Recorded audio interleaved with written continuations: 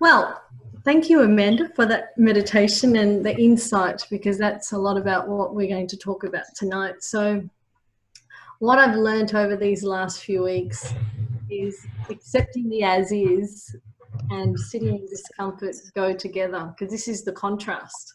And this is the biggest mindfulness lesson you're ever going to learn, because the whole world has stopped.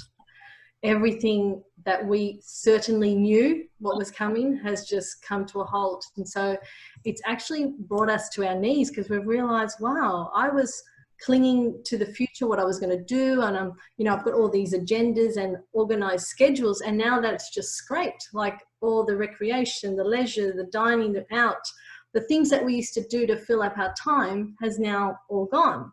And now we're told to cut back to the essentials. And then you sort of reevaluate and go, well, what are my essentials? My family, my health. If I have a job, is it secure? Just shopping for the essentials. And this whole month, what I've realized is that this is the only way you're going to get through this in the long term, because nobody knows. There's no certainty, right? You've got to expect the unexpected.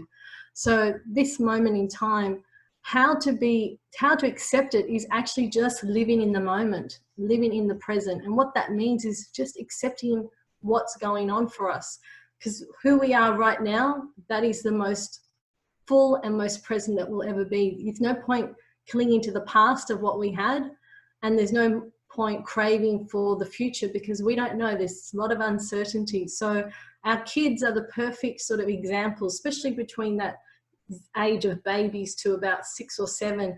They're still in that moment. They're very spontaneous. They're very curious.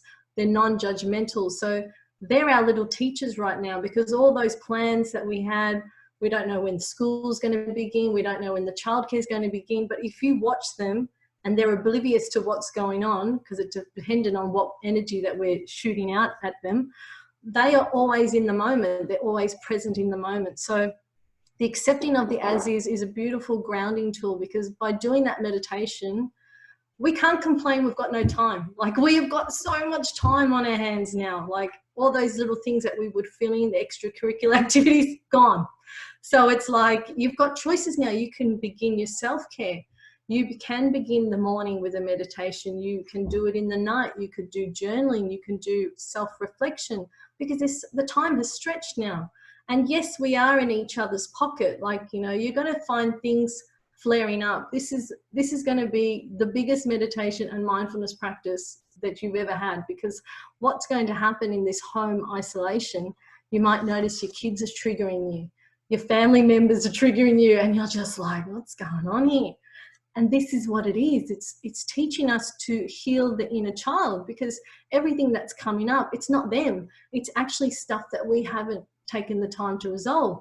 So see that as an invitation and go, okay, I'm doing judgment here. I'm projecting something's going on for me.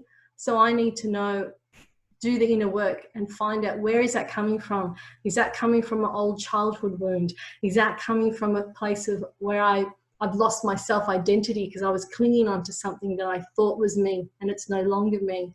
So these conditions that we're faced with, for someone that does mindfulness, I'm like, this is the perfect practice for me. I can practice every day, But for someone that's not used to it, that never have done it, it's frightening, because you're like, I don't want to deal with myself. I want to keep distracting myself, but there's not much. We're running out of things, So this is where we need to be really mindful. If we want to develop the conscious parenting skills, we need to allow these triggers to show up and not be scared by it, but just let it sit with us.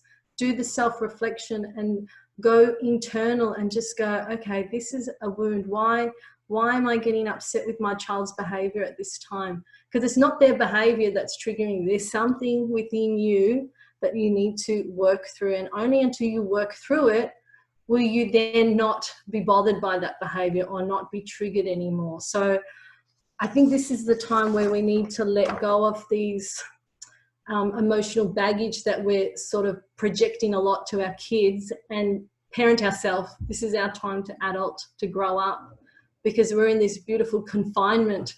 And, we can go on our walks, we can do the meditation and just see what shows up. And, what Amanda just did with us before, doing those gratefulness or appreciative practices, you're turning those hot coals into gold nuggets, right? You're trying to do an exercise where you need to lift your vibration so you can get through this. We all need to be resilient and have courage to walk through this path, because we're all on the same page. We're all equal now. Like, everybody can possibly get this, right? So I think this, for me, it's like, wow, I'm interested in seeing how people respond, because yes, there's a lot of news, but I don't really watch the news. I try and switch that off and just be present with now what's going on in my immediate space. And if you can make it a practice to wake up and just be truly grateful that you can breathe, my gosh, you know, this is like just having that moment to breathe. That is what's keeping us alive right now. If you go back just to the essentials of who you are, we're just energy. We're just spiritual beings. All that ego that we were attached to, the consumerism, all that doesn't mean nothing. And everything around us is still moving in the moment. So it's teaching us to stop planning those big things that we had and just go, you know what? I just need to be in the now. I just need to be in the present, because that's the only thing that's going to stop me from suffering. Because when you start to cling to something in the future, or you're holding on to the past, what happens? You suffer. So the safest place right now is just to be in this. And whatever does show up, don't be afraid of it, because the feelings and the emotions and the tears are just our visitors. They come here to show us where we are in discord with ourselves and where we need to just stop being hard on ourselves. Go back to love, go back to the heart center, let go of the ego, drop back into the essence, drop back into that spirit deep within you. And then you start to go, okay, this is a good thing. I can actually see I've slowed down. I'm getting to spend more time with my family. I'm getting to appreciate. I can hear the birds more louder lately. It's like everything is more amplified, because even though we are socially distancing, it doesn't mean you're not physically not able to, like, look what we're doing, right? We're using technology to our advantage. 100 years ago, you couldn't do this. So we can still be emotionally connected.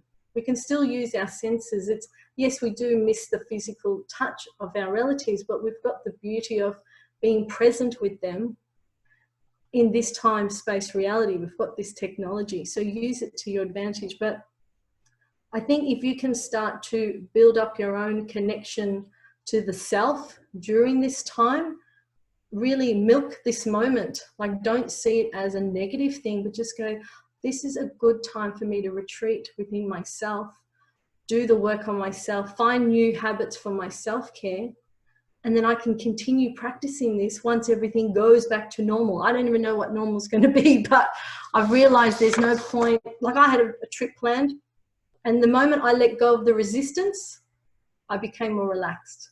But the more I was fighting, like, I need to go on this trip and I've been planning it for a year, the more I got worked up about it. I'm like, what am I doing? This is the ego. The ego is getting too upset because she wanted to do that trip, because she planned that itinerary and we had to do it. But as soon as we were told travel bans, I was like, this is a blessing. Maybe it's meant to be this way. Maybe I should just save up a bit more. I can change it. I can tweak it for the next time we go. And then I dropped resistance. So if you can give yourself, just stop being hard on yourself. This is an unusual and a really weird circumstance for everybody, even our kids. Okay, so even that, like, you know, we're thinking about homeschooling and all that.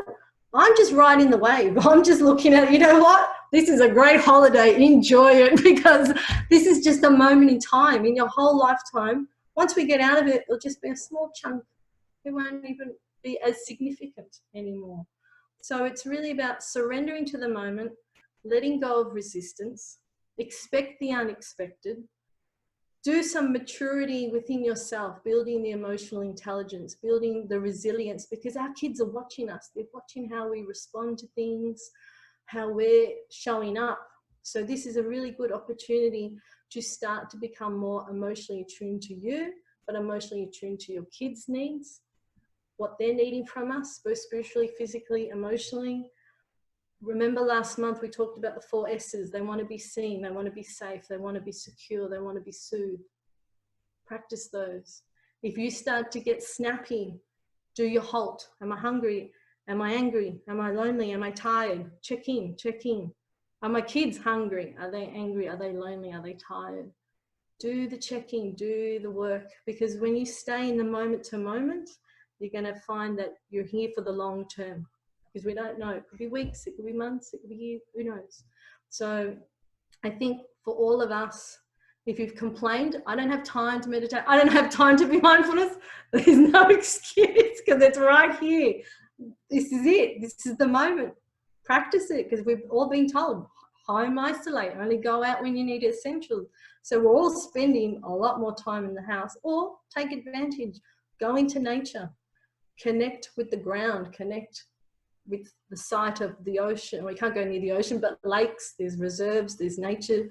Just learning to practice detachment, because that is another key with accepting the as is. Let go of these attachments that you had to certain things, because the moment you let go of the attachment, you're more at ease, you're more neutral, you're more in less resistance, and you can just go, okay, it is what it is. It may feel unpleasant, but it's just, this too shall pass. It's a moment in time. So that's what I sort of wanted to bring. This conscious parenting, this is the perfect plate for us to practice on. You know, like every time I get triggered, I'm like, good practice, because I still know that I'm still working on that inner child. I'm trying to, you know, chip away.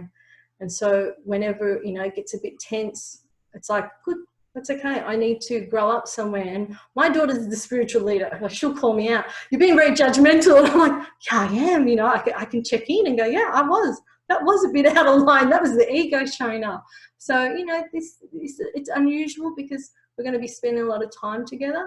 But I think use it to your advantage and see it as a positive thing, because we're going back to family.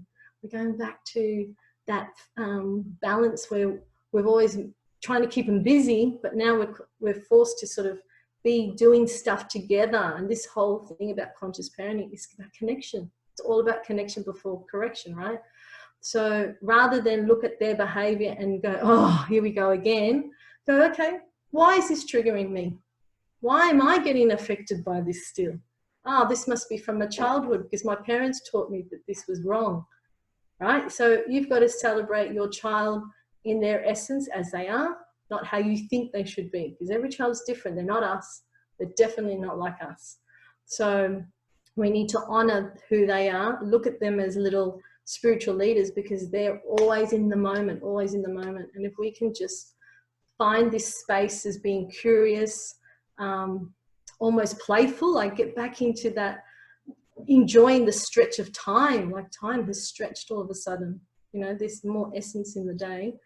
I think you're going to find you'll be able to get through this wave. It's not going to feel heavy and so like uncertain.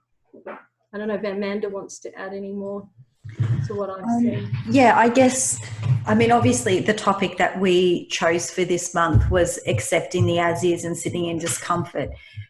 What you might not know is we work a month ahead. So the coronavirus had only just sort of hit when we had decided on this, and the topic came up, not anything to do with the virus, it had to do with the situation Suzanne was having at work. But then as the month has passed on, we were meant to do this topic at this time, because this is the only way we're all going to get through this with any sanity, by accepting what is currently present with us in this moment.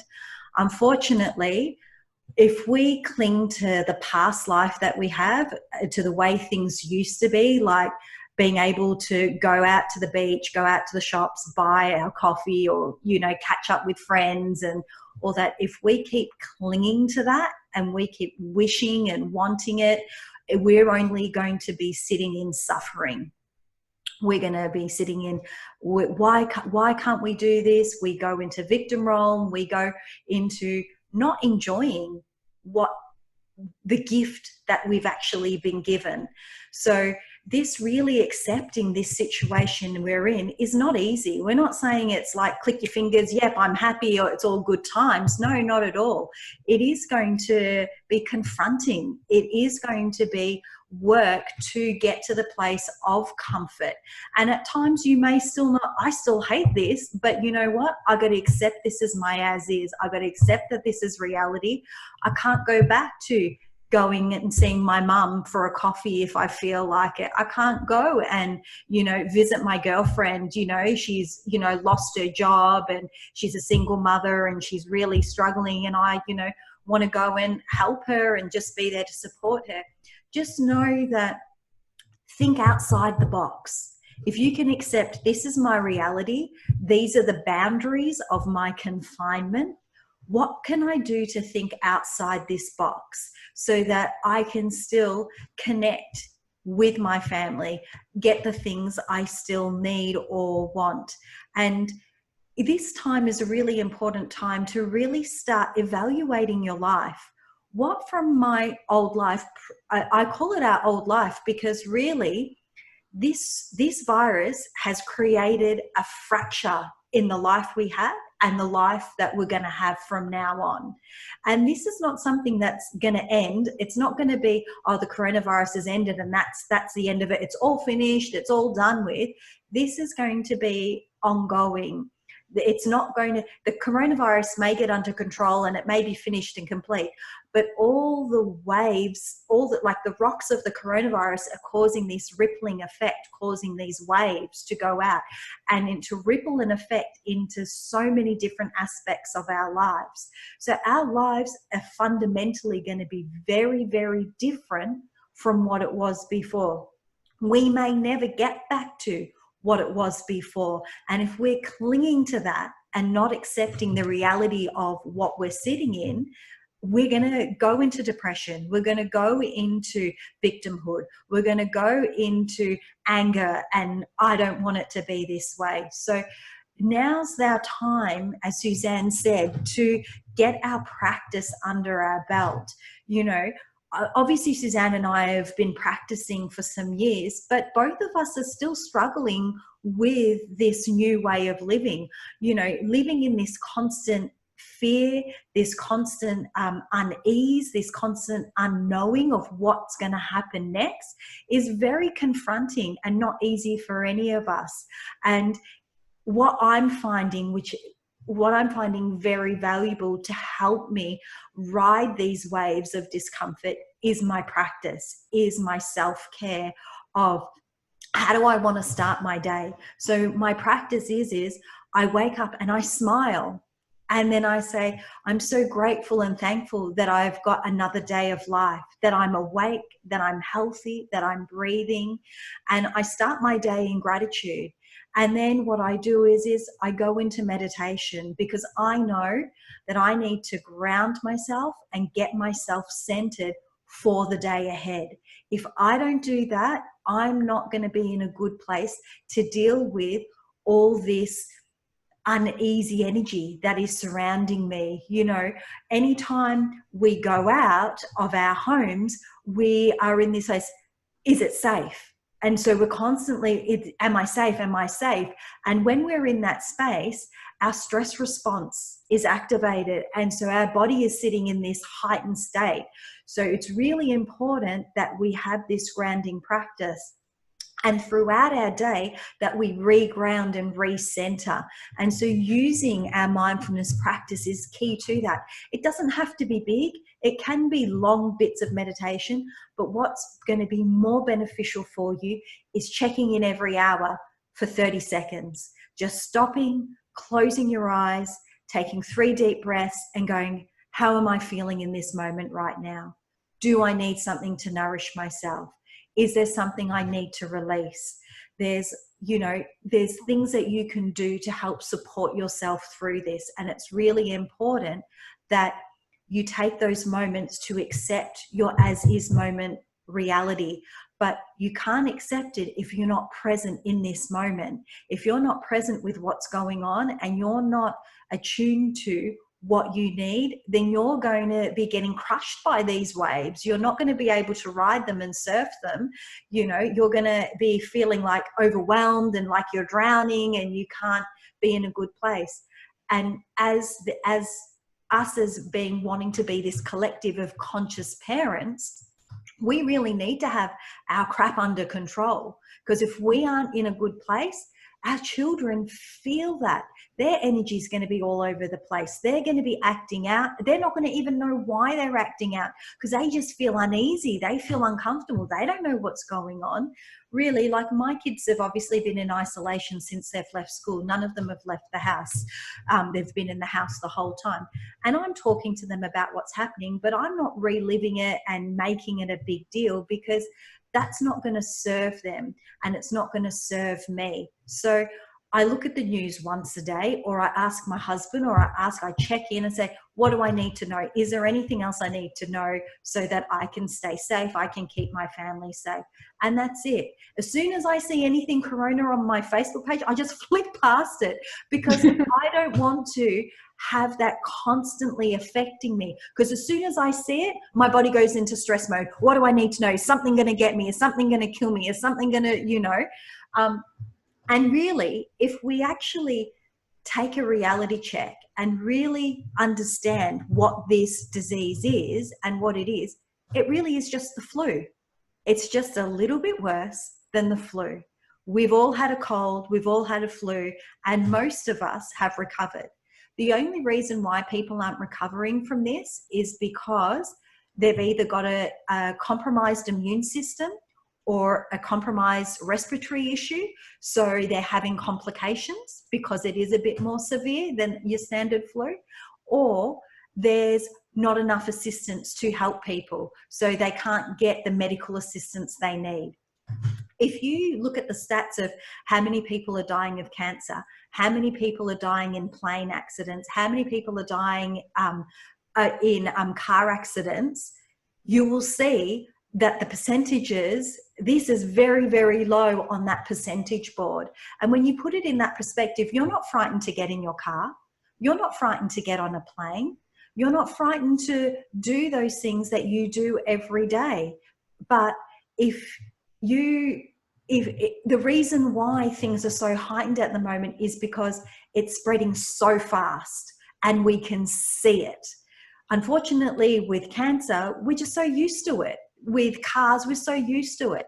It's become our everyday. We don't live in the stress response around those things anymore, because they're not something that we think is going to happen to us. So if we can go into the space of I am safe, and when we go out and we say I am safe, I am healthy, I am safe, I am healthy, whether you catch it or not is irrelevant.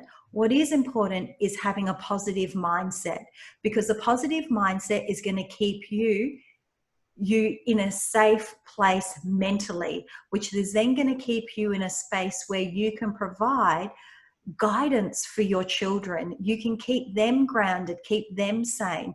And so they're not feeling all over the place and feeling angry or frustrated or bored, because if you are strong and centered and grounded, then you have the time to see your child and see their distress and be able to meet their needs in the moment that they need it. But if you're all worked up and not in a good headspace, then there's no way you're going to be available to be able to support your children. So I guess the most important thing is if you can accept that this is our reality now, if not live in the past of what was, not live in the future of I can't wait till this is all finished and I can't wait to see my friends again, and don't live in that future, because we don't know when that's going to happen. If you can just live now in this present moment and accept, okay, this is my reality.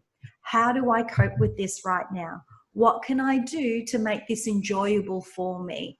Then you will be sitting in a much better headspace to be able to parent and support your children through this.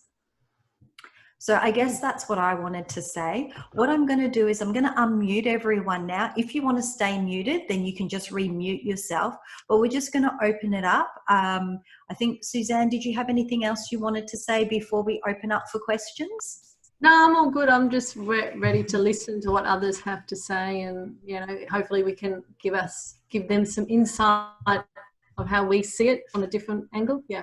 Yeah. So has anyone got any questions, or has anyone been dealing with anything or struggling with anything, whether it's just personally or something with their children dealing with the virus at the moment, or nothing to do with the virus, something completely different? So if anyone has any questions, go ahead and just speak. I've unmuted everyone, so we should be able to hear you.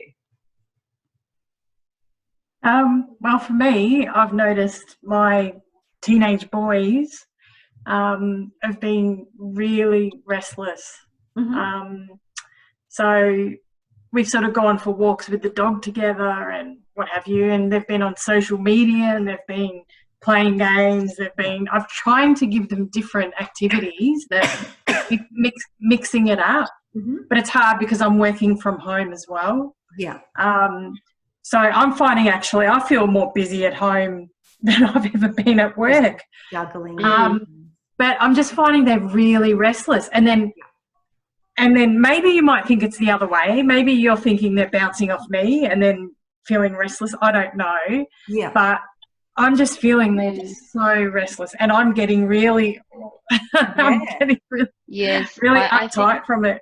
Yeah, I can understand that. So I think what's really important in this time is because we are all living in the one space and we're not used to that. We're used to being able to go to school or go to work or go to activities and have space away from each other. And every day when we go to school and we have our after school activities, we have a structure to our day. Unfortunately, right now, there's no structure to your children's day. So it's really important that you set a structure for them, because they're not going to do it for themselves. So to be able to do that, you've got to think of two categories. You've got to think of, you want them to have some space to enjoy life and to have some downtime and to do things that they find enjoyable. But you must also set them, things that they need to achieve. Because as humans, we do like achievement and enjoyment. And if we have too much of one or the other, if we have too much achievement, then we can go into stress and worry, and I've got to get this done and I've got all this to do. And if we go too much into enjoyment, we get bored, we get restless, we get like, oh, I don't have anything to do. And we get antsy, and we feel really discomfort because we've got nothing to release our energy on. So I highly recommend that, when you've got the time, which is very difficult because I know, juggling work, home life and children is not easy, is to sit down with them and say, look, we're going to set out a structure for your week or for your day. You can have a structure during the week, like school, and then have the weekends how you would normally have them, and say, okay, so these are the things we need to do. We need to do something for our body. We need to do something for our mind. We need to do something to grow. And you can have other things. Maybe we do something for someone else, because giving is really important in this time. And it's really important that we do something for our body, and mind, and something to, grow, and something to be of service. And if we have those four things of, okay, guys, what are we going to do for our mind today? And so when I'm talking about mind, I guess I'm talking about what am I feeling emotionally? What am I feeling energetically? And how do I get to a space of feeling whole, feeling centered, feeling grounded? For obviously us, for Suzanne and I, ours is about, we would go to meditation, or I would go to my yoga practice, or I would go to my Reiki. You got to find out what your kids need. So maybe for them, exercise, even though that would come under body also, exercise for them might be their go-to to feel whole. I know for my daughter, it's singing. She loves to sing. She's part of the Australian Girls Choir. So that's her soul filler. That's what she does to feel whole, to get her mind in a good space, to feel grounded, to feel centered. So thinking about that, and that might be difficult for your boys because they've never had to, or for all of our children, because they've never had to think about this aspect of their life. But this is really important that we think about our mind and what we're going to do to support it. And then we've got to think about our body, not only what we're putting in our body. So, you know, if they're at home and they're eating lots of junk food and, you know, accessing the fridge and the cupboards non-stop, it's because they're bored. You know, what we need to think about is putting a structure to food. You know, when you're at school, you have a snack in the morning, you have your lunch, you have a snack in the afternoon, then we have dinner. Okay, so that's what we're going to do at home also. We're going to have structure to our food. We're going to make sure that we're having healthy food also. So when we're at school, you've got to have brain food. All right, so when you're at home, you got to have brain food. You know, we're having healthy things because diet is so important. And, you know I'm a prime example. When I'm at home and I'm working, I might grab, it's much easier to grab a packet of something like a packet of chips or something like that instead of going and making myself a salad or a sandwich. But that can be one of their tasks, one of their achievements, right? You're old enough. For the little kids, obviously, that they might help you in the kitchen, make the lunch or make the snack. But for the older kids, they can do it by themselves. Okay, you're going to, you know, allocate, okay, Mondays, you know, for me, my daughter's name's Dylan. On Mondays, you're going to make lunch for everyone. So you think about what you're going to do. That's your task for the day. So it's okay to give them chores, but not to excessively give them to them. So thinking about, so that's for the body. So what am I putting in my body? And then what am I going to do for my body?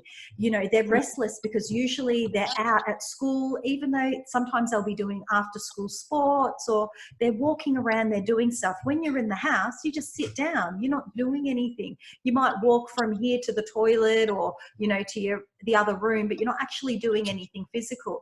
There's a lot of people doing stuff online for exercise. So, you know, there's yoga for kids. There's this guy called PE Joe, and he's doing little, you know, PE activities for kids to do.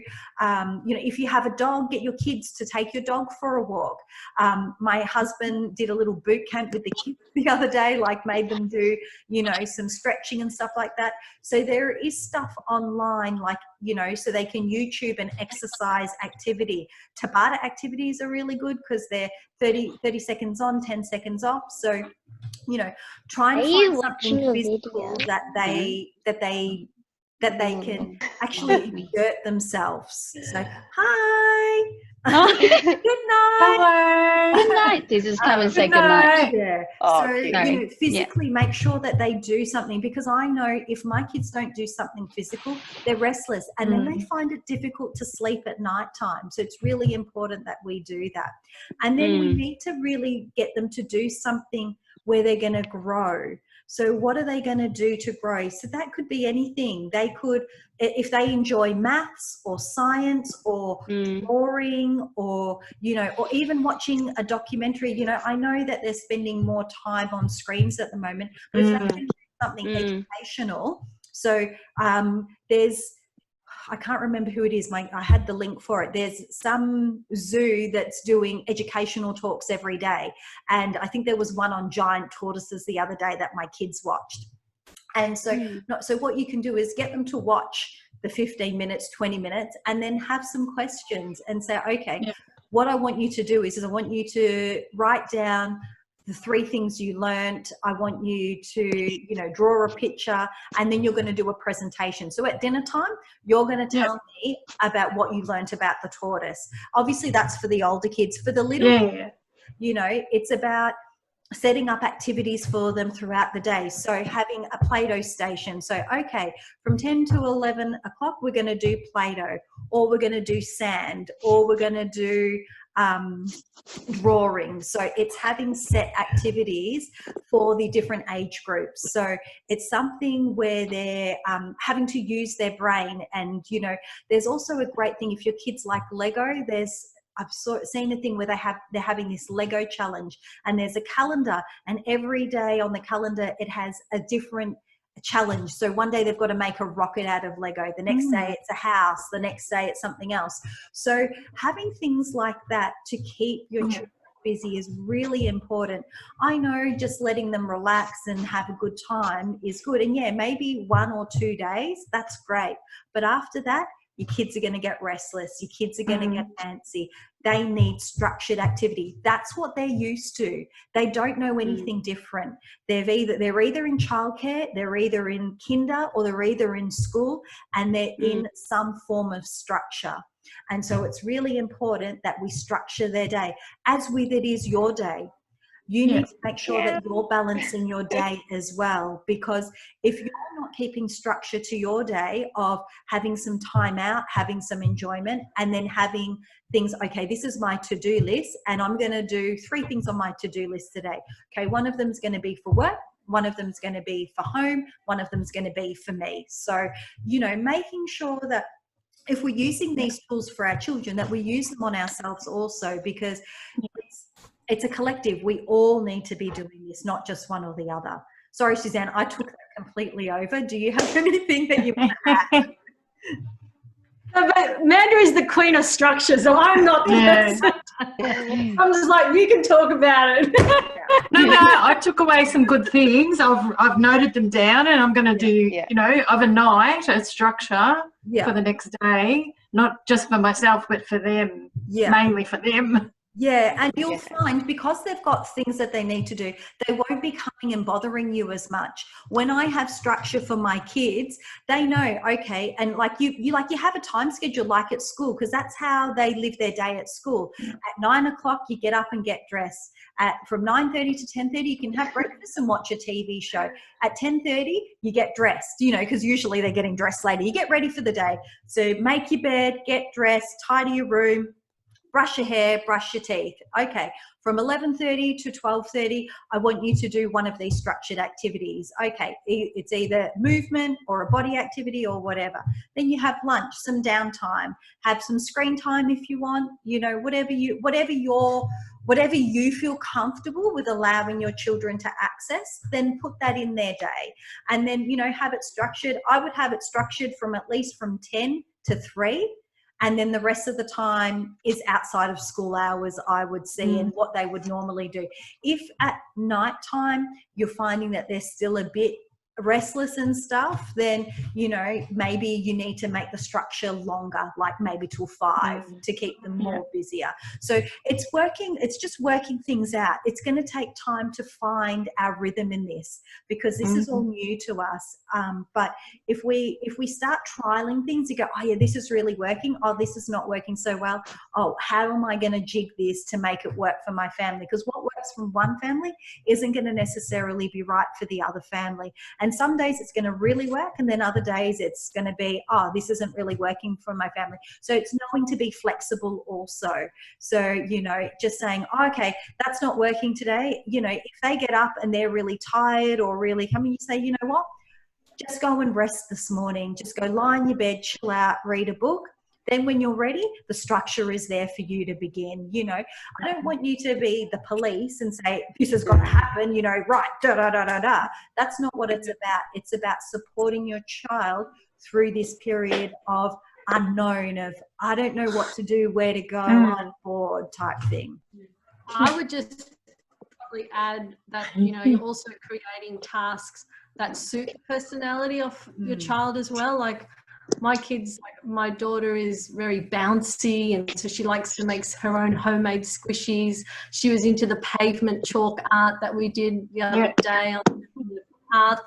My son, he likes Just Dance. Like, I think you've got to also honour the child, like their personality as well, and don't obviously give them choices, but be mindful if they chat back and say, I don't want to do that, then say, well, think of something that you enjoy doing, and then create it, do an art. Because my daughter's a lot into art. You can't get her to sit down and do maths, but she'll draw for you for hours, or colouring. So I think it's about honouring the personality of your child, because it's not about how you want them to be. You've got to value who they are as a person and honour that. So that would be what I would add to it. But I think, yeah, Amanda's totally right. Like, it's good to keep the structure and set the limits for our kids, because they're used to that. They get bored, you know. So, and again, we don't know how long this is going to be. So I think it's about just keeping the routine and, you know, not coming from the ego, but coming from the essence of yourself. Always questioning, am I doing this from my ego,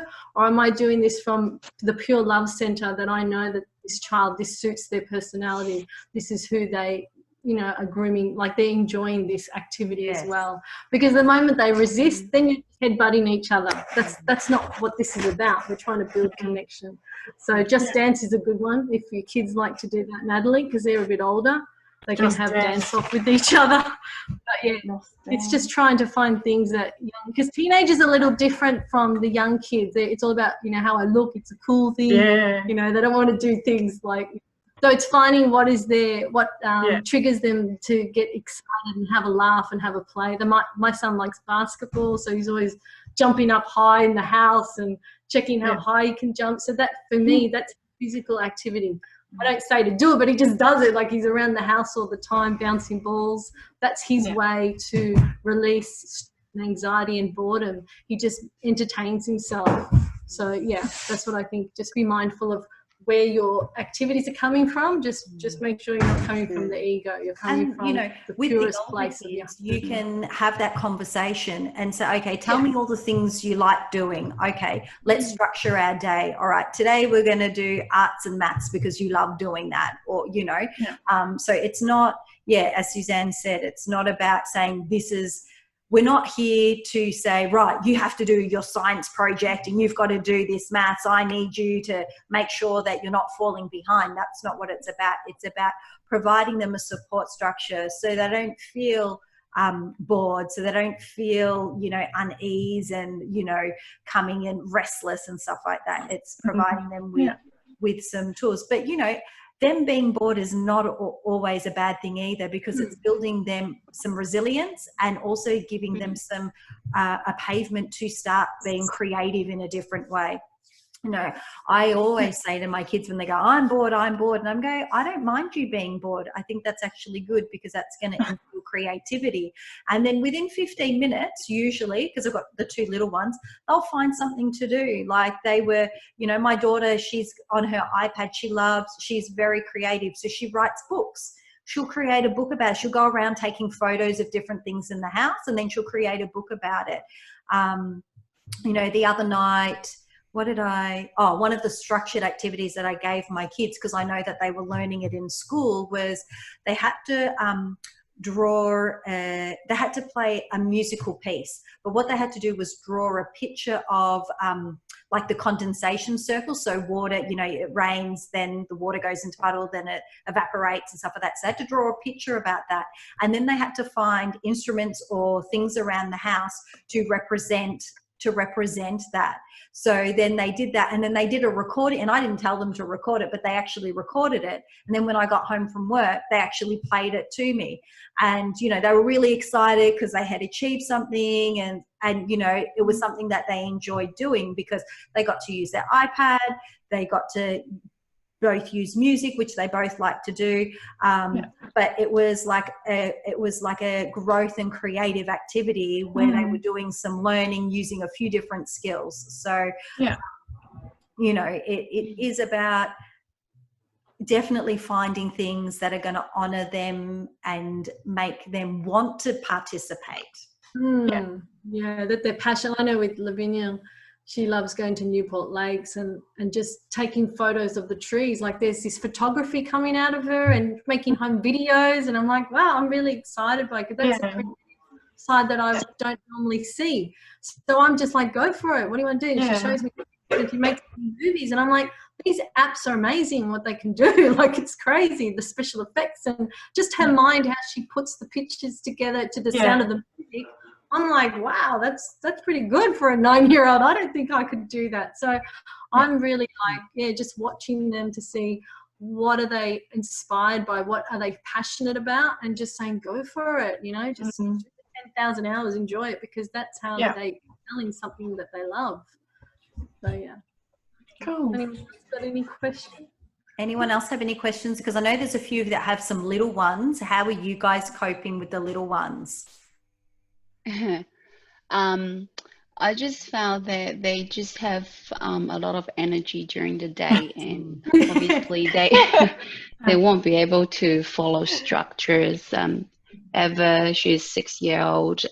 She was very excited with her school routine for about 3 days, not even. Yeah. The first day she was so excited. It's like, Mom, I got this school routines that I have to follow. Yeah. And then at 9 o'clock I have to do this, and 10 o'clock I have to do this, and she make like the chart, and then she tick all the ticks, and that lasts for about 2 days. Yeah. And then after that, 2 she was like, days. this is boring. This is not what we do at school. So Suzanne gave me this really good idea of just set a time with them, and then just ask them to, I don't know, do some activities, maybe art or like sometimes writings, or do some study letters on the internet that the school give us. Do some activities of the app, and then set a timer like 45 minutes or 1 hour. And then I can have that spare time of working, and then I'll go back to them, say after the timer, off, then I'll come and see you. And that really works well for me. Time and young children. And then my 3-year-old, he just absolutely have no idea, and he just follows his sister's whatever she does, and then he will just like, okay, go along with it. Or sometimes he has his moment. So it's just very hard. And and then my husband's work, we're both working from home at the moment. So his work is quite full on at the moment. He's constantly on the phone, like from 8 o'clock to 6 o'clock yesterday. It was like non-stop. I couldn't even had a conversation with him the whole day.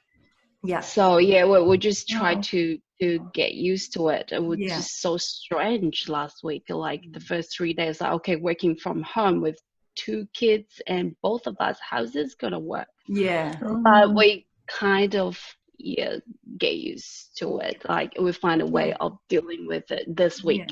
So it's important that you guys find some type of routine between you and your husband. So if just that you have to, I understand, you have to say, I understand your job's important, but my job's important too. And both of us are in this situation together, so we need to work out as a team how we're going to do that. If you need to be on the phone, when is a point in your day when you don't need to be on the phone, so you can be with the children for that period of time? I'm not asking for hours. I'm just asking for one 45-minute block. You have lunch when you go to work. You're not sitting at lunch at work and working from your desk. You must get up and go to the toilet and have a coffee at work. So can you break up your day to put those little breaks so that you can spend 15 minutes with the kids, so I can get something done or whatever it is? It's working with both your schedules, maybe setting out your days and saying, okay, I'm going to do from 9 to 10:30. Can you do from 10:30 to 11? And then I'll be back on from 11 to whatever. Can you, and just do it that way, so that both of you are not getting annoyed and frustrated with each other, because that's key, I think, which is going to be important when you've got 2 parents working from home. I think my work expectations of the other person and what they should be doing, and they're not doing it, then there's going to be friction between you. Whereas if you set out a structure and say, okay, I'm responsible for this portion of day, you're responsible for that portion of day, then you can't get annoyed when it's your portion of day. You know what I mean? Like whatever's happening, that's your time to deal with it. I wish that his job can be this structured. Thing is, like, his phone just constantly ringing. There's no time that will be able to set when he's at work. Is he constantly picking up his phone, or does he get a chance to go to the toilet? Does he get a chance to go for a break? Does he get a chance to have lunch? Oh, I couldn't even hold up a conversation with him yesterday, to be honest. It was just crazy. No, he's normal work. Because I think it's at the moment they try to structure with because his work sales is down, and then the boss was trying to use this 1,400 payment from the government fortnightly, and then try to ask some people to take leave. So he's kind of stuck in the middle with the big boss, and they have to let the team know. So people are being forced to take leaves. They're not happy with it. So things like that. So it just really, he's got like a very big team as well. So it's just quite chaos, but hopefully, but things has changed every day as well. So I don't know, hopefully we'll quiet down a little bit. Like today, the kids were just happy to play in the garden for half an hour, playing with mugs and stuff like that, you know, garden. I was like, just let them be, they're happy. Yeah. And then Eva's like, Mom, that's how we like it. We like it messy. And then also, yeah, do it, and then we can have a bath after.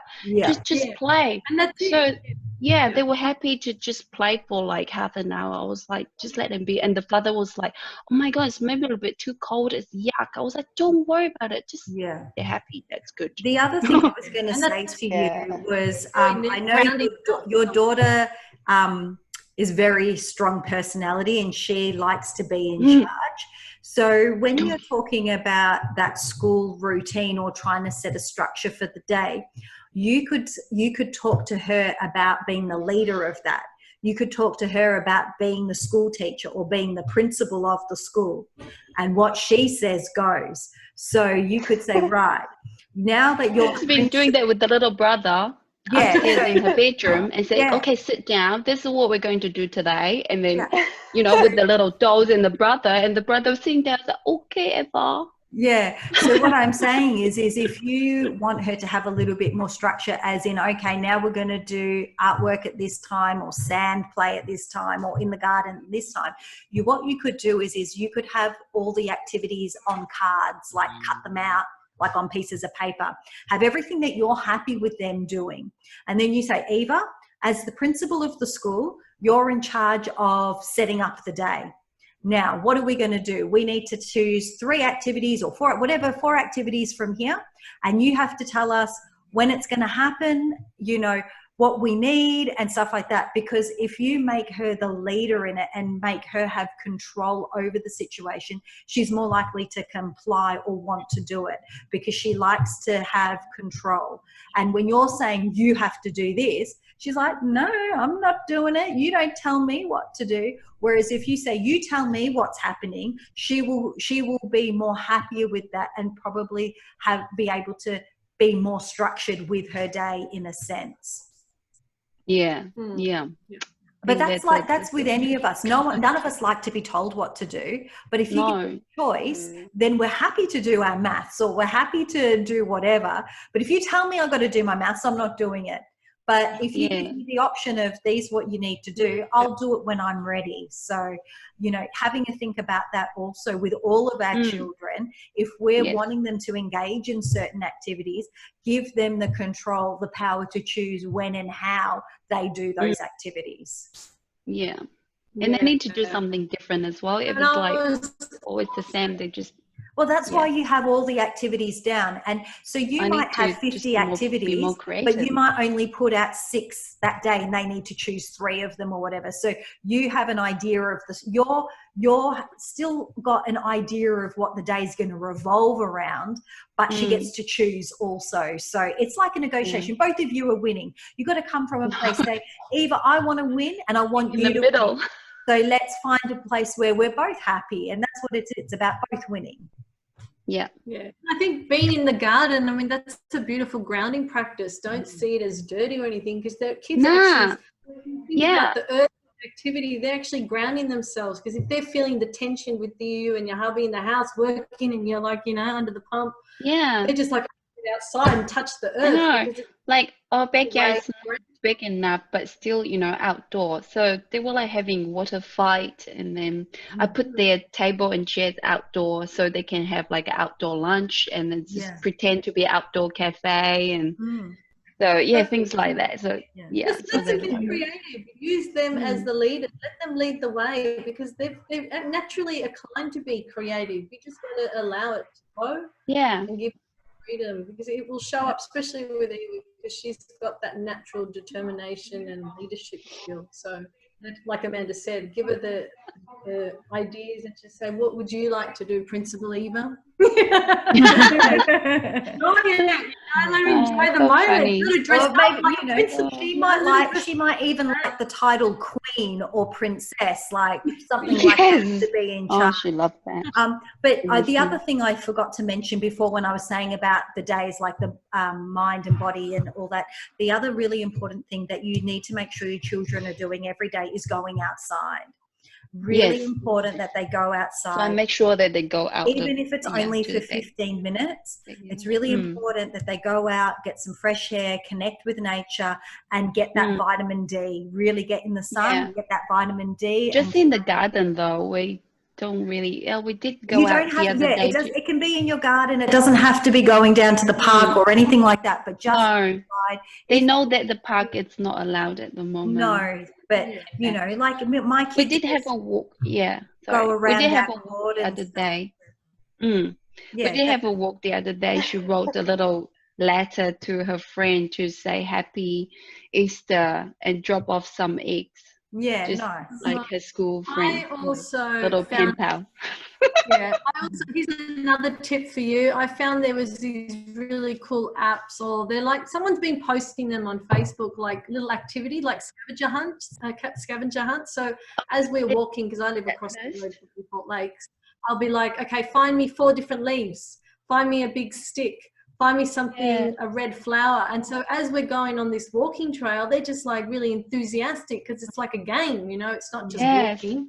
So one of the things you can find there, just say scavenger hunt in nature or scavenger hunt in the backyard. And that gives you like 10 things for them to look for. And they love it because kids naturally like to investigate and be detectives and go out of there, you know, and explore and be curious. So that's really entertaining. You can get different things for different days of the week or weather, but it's beautiful activity because I did that with them at the lake and they love it. They really get into it. They're looking for different rocks and branches, and it's just good fun. So try that scavenger hunt. Okay, scavenger hunt. Yes, so I got this whole list. So it's about 8:26, Amanda. Is so is there any last questions or anything anyone needs before we wrap it up for tonight? No, everyone's okay. Okay, so what I'm okay. I'm the baby. You're okay. Well, yeah, I'm good. I'm on maternity leave, so it's okay because I don't have to work from home, so it's kind of still. You are working from home. Having a child is working from home. I do have very hard. Like I do feel really guilty when Dylan watches like TV or a movie, which he's been doing a lot. It's just like it's like this guilt in me. I don't know if I should. I don't know. Yeah. Well, are you feeling guilty because you think you're not serving him? He's, you know, it's a bad. Like, do you think TV's bad? Do you think screen time's bad? Well, so our routine is I'll put Caleb to bed, like for a nap. It'll be like a 10 o'clock nap. Ben's working from home, and then he'll say, "Can I watch a movie?" And I'm just like, "Yes," because that means I get my me time. Yeah. So then so then I'll go outside and I'll just meditate. Beautiful. And I'll meditate for half an hour. Yeah. And he's still watching a movie, and it's the only way that he's not opening that door and like disturbing me. But then then I come out of that meditation and I feel guilty that he's watched that movie. Yeah. No, don't. Yeah. No. So that's your self-care practice. Yeah. Yeah. Yeah. Yeah. So it's really important that that, you know, one of the things we do need to do is obviously manage technology for our kids, because if there's too much, then you know, they go off the rails with it. I know one of my children particularly, if she spends too much time on screens, she has meltdown, she loses it, it just doesn't work for her. But every parent uses technology as a babysitter. And there's no harm in it. You know what? When we were kids, our parents used technology, you know, they put it on and we came, we're okay. So I think what you need to, I think how I can justify it or feel no guilt about it is to say, there is going to be a moment in every day where I need my self-care. The only way I can be the best parent I can be for my 2 children is to have this time out. The only way I'm going to get this time out is to give him some screen time. Yeah. And when he gets that screen time, you get your me time, you fill up your cup and you're actually a better parent. So you're actually serving him by allowing him to have that screen time. If he didn't have that screen time, you wouldn't fill your cup up and you would not be the whole content parent and present parent you are with him because of having that time. So you've got to flip the mindset around him having the screen time. The screen time is serving him and is serving you. If he's spending 6 hours on screen time, then that's something you need to reconsider possibly. But an hour on screens or using one movie or one TV show so you can have that space is serving both of you. So it's just about, technology is not bad. It's not a bad thing. And we've got to get around that mindset that it's okay. And it's really important because it allows us to connect, it allows us to learn, and it allows us to have imagination in a different way. Yeah. So what he's watching, there's usually kids shows, there's usually always a moral or a value or something that's being taught to them when they're watching those shows. I've noticed when I've sat with my kids and watched their shows, pretty much nearly every show they watch has some underlying theme. So they're learning something about themselves or about friendship or about, sharing. They're learning something. So, try and see the positive in them watching the show and what that's providing you and actually providing them in the long run. Because if you change the mindset around it, you'll be able to let go of the guilt.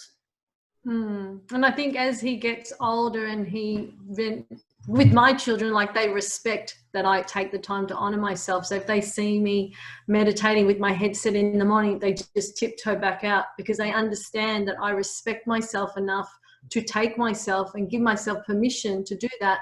And then they respect mummy because they go, oh, mummy is valuing her time. She's doing her self-care. So I'm just going to move back. So what you're doing now, yes, you're using the screen time, but as he gets older and he sees you closing your eyes, he'll just realize, oh, she's having her time out. I'll just step back. And so we're teaching them, you also have the ability to build your own self-care. You also need to honor yourself, know your self-worth, and give yourself permission to do these things as you get older. There's nothing wrong with it. It's actually healthy. Because you're filling up your cup. That's what we're trying to teach each other, isn't it? So when we fill up our cup, we're fully present, we're fully abundant. So don't feel guilty about it. You've got to switch the paradigm and just go, this is both filling up our cups. He's getting his cup filled up, my cup's getting filled up, my husband's able to do his work, and everybody's happy. You're in harmony, and that's a really good thing. So don't look at it as a negative. Don't feel guilty about it because, the village is not there. You can't call your family over anymore. So you've really got to rely on what's quickly immediate right now. Technology is the most, it's the most accessible thing to use. That's what I'm trying to say. You can't call up someone to come over. So just don't feel guilty. You're doing the right thing for yourself.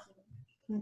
Definitely. So on Thursday, I think it's a couple of weeks, isn't it? 2-3 weeks. Do you know the date? Thursday, let me look at my calendar. Sorry, Thursday. We've got our intro. The 23rd of April.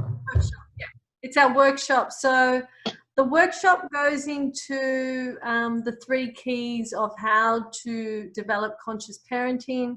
It's a little bit different to this meetup group, but we go into a more deeper topic. We look at how our brain works, why we get triggered, what's setting it off. We talk about some tips that you can start practicing to recognize those triggers and realize that your child is actually displaying a need. There's something underneath the behavior that you need to sort of investigate. And it also we'll be talking about our retreat with the Gawler Foundation. So we'll be hosting our own Parenting with Presence retreat on the Friday, the 19th of June to Sunday, the 22nd of June and 21st of June, sorry. And it's at the Yarra Valley Living Centre. So it's just at the base of Warburton in the Yarra Valley Junction. And Amanda and I, pretty much what we did, we had our 4-week course and we've condensed it into a weekender, but we've taken you on this journey of awakening, going within, unraveling the childhood patterns that seem to be surfacing as a parent, because the traditional parenting is all about, you know, the ego, and it's, you know, fixing and controlling and correcting the child, whereas conscious parenting is realizing, I need to reparent myself because everything I thought I was, it's all an illusion. So we're going to help you unravel that and send you home with some new tools on how to connect more deeply with your children. So we'll send you, you know, obviously keep following the page, but if you've got, if you want to get the details on the intro, we can send that as well, I suppose. And subscription, you can get. So the intro with Parenting with Presence, we've obviously moved that online due to everything that's happening. So, but the retreat, we're still waiting for the Yarra Valley to decide what they're doing with that. I think everyone's just waiting to see what's going to happen with obviously our current situation, if there's going to be further lockdowns, how long that's going to span out to. So we will definitely be doing the retreat. We're hoping it will run in June, but if it doesn't, we may see if there's a possible way to do it online. If not, then we will wait till there is available space at the retreat centre to run it. It will be happening. It's just a matter of when it will be happening. The dates might change, obviously, depending on everything that's everything that occurs in the next couple of weeks. Yeah. So that's it for tonight, ladies. Thank you all so much for joining us. We really appreciate you being present and taking the time to come and join us. And if you enjoyed tonight, we hope to see you again next month. And if you want to, as Suzanne said, a bit more insight into how to start parenting with presence, then come and join our intro into parenting with presence, which is in 3 weeks' time, I think. Yeah. All right. Enjoy your evening. And if you have any further questions or queries, don't hesitate to give us a call or email us. We'll be available.